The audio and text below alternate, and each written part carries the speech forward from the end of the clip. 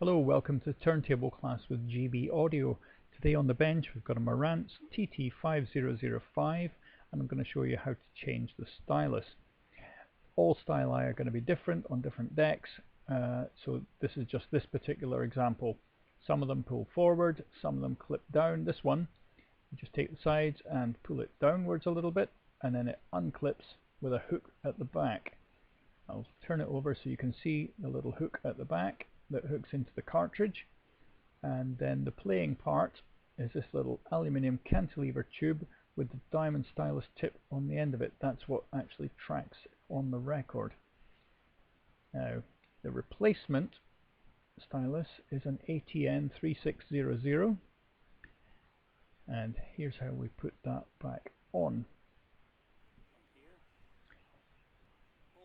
Basically the reverse of taking off the stylus.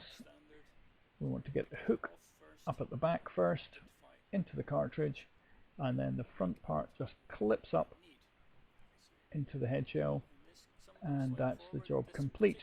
Thanks very much for watching.